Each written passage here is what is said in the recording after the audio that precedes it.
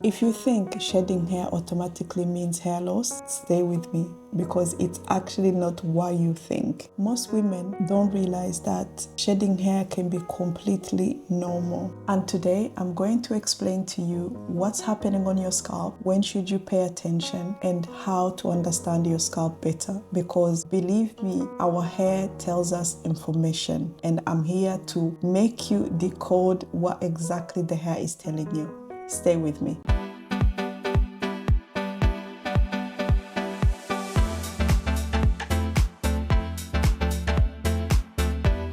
Hi, my name is Sonia and welcome back to my channel. This is the first video I'm creating in my mini series where I break down the hair shedding, its causes in a simple, realistic and science-based way. So stay with me. And today we are starting with the biggest question: why women shed hair. First, shedding hair is absolutely normal. Every single one of us, every single human being shed hair. And science has shown us that a normal person shed hair between 50 and 100 strands a day. That's on a normal basic. It doesn't necessarily mean you shed, it has to be 100 or 50. It's just in that normal range. Just because you don't see it, it doesn't mean it's not there. Your hair grows in circles. There is a growing phase, there is a resting phase, and there is a shedding phase. In the shedding phase, that's where the new growth has to come up. This is a circle, so it starts again. It grows, it rests, and it sheds.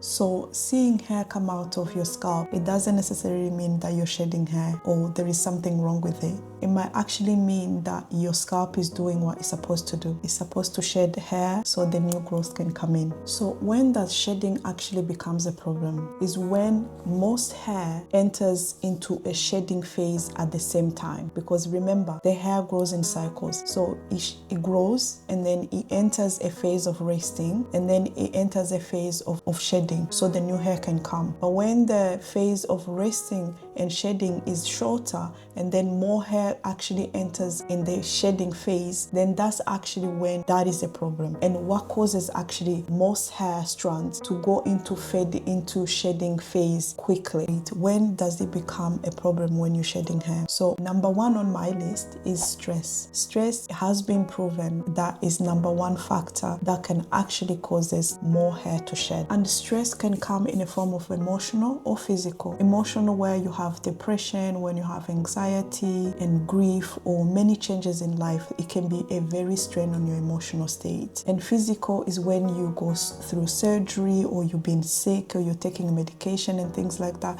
It can take a toll on your body. So when you're stressed, your body actually pushes hair circle into a prolonged resting phase. And when the hair is in prolonged resting phase, remember, your body is trying to make you survive whatever that's going on. So which means it's going to prioritize what's going on. If you're sick, it's going to prioritize your immune system. So it's not going to really stress on how to grow hair and things like that. But that doesn't mean it has stopped growing hair, but no. But that resting phase, your hair stays in resting phase in a prolonged way. So when everything starts kicking back to normal, then that's when actually that hair that was in prolonged resting phase, all of them all at once goes into shedding. Sometimes when you were stressed 3 to 4 months ago, and you're actually starting seeing shedding today, like right now, that means whatever that was happening is a result of those 3 months ago.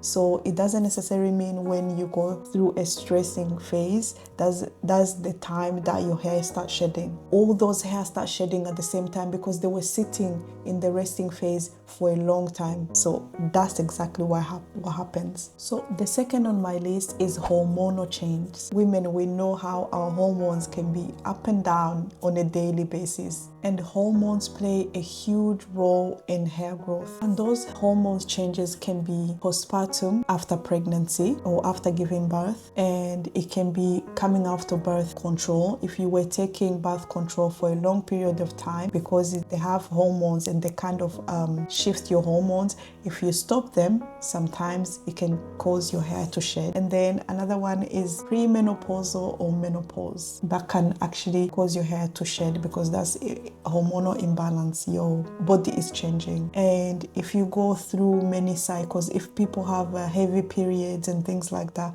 it can take a toll on your body and then your hair starts shedding. That's in a category of hormonal changes. So with pregnancy, sometimes most women experience hair growth. During pregnancy, your estrogen is high, so it promotes hair growth quicken. So in the cycle, when you are in the first stage of your hair growth, the growing phase, so many hair grows at once. Like you can have inches growing all at once because your estrogen is very high, so it causes the hair to grow very fast. But then the problem comes when actually you give birth and then that estrogen stops producing whatever it was producing. Those hair that was growing, all of them or most of them goes into a shedding phase all at once. That's when we actually see we lose our edges, and because of breastfeeding, that's another hormones. All those hair that was growing all at once, then they're shedding all at once. So that's what's happening. And the good news about that is not a permanent hair loss. That's just a temporary thing that's happening until your body is resetting and then you go back to normal. That's a good news, because imagine all those edges going and then you stay with them forever. No, that would be fair. So number 3 on my list, serious illnesses or medication that can actually cause your hair to shed. Remember, your body prioritizes your immune system over anything else. It keeps you function, so it's not going to prioritize your nails, your hair or whatever. That's minor things. So sometimes when you're sick or you go through major surgery or there is an illness you have and you lose weight quickly or you gain weight quickly, all of that is going to have impact on your hair. But later, for example, last summer I was stressed out, like my life was changing rapidly and I lost weight, like a lot of weight. Maybe within 2 to 3 months I lost like maybe 10 kgs. What? Initially I wanted to lose weight and I was happy about it at some point, but because it was during stressful moment and then all that rapid weight loss, it causes my hair to thin out and to shed. One day before Christmas, maybe after my birthday in November, I was just combing through my hair and things like that. Honestly, the hair that I shed, it was this much. Even me and my husband would look at each other, was like, what is there? What is left on my head? All this to say that sometimes when your body is going through a lot, it's gonna show up in your hair loss. And this brings me into point number 4, nutrition, okay, or lack of nutrition. So as I said, hair is not essential for survival for your body. So if your body is lacking nutrition, obviously your body is going to fight harder to keep your internal organ intact, to keep everything as functioning, your brain, your heart, everything. So guess what? Your hair, your nails, they're the number 1 thing on the list to actually be deprived of nutrition.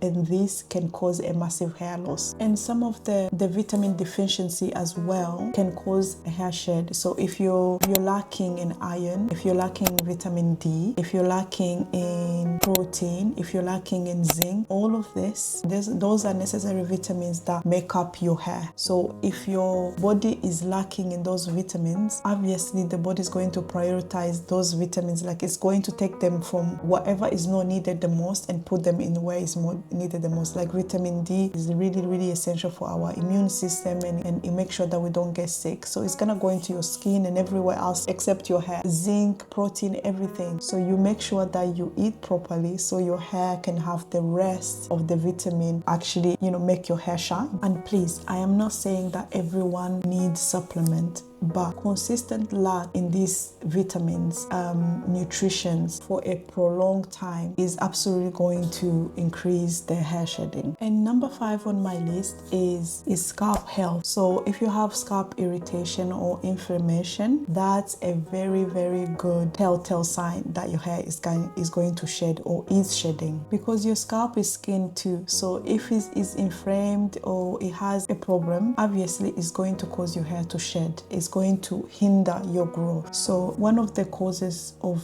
scalp health or unhealthy scalp is product buildup. The more product you put on your scalp, the more it's going to build up and create a layer, and it hinders the hair to grow. Like it's a major problem. Some harsh shampoos or hair products sometimes carries these really big chemicals.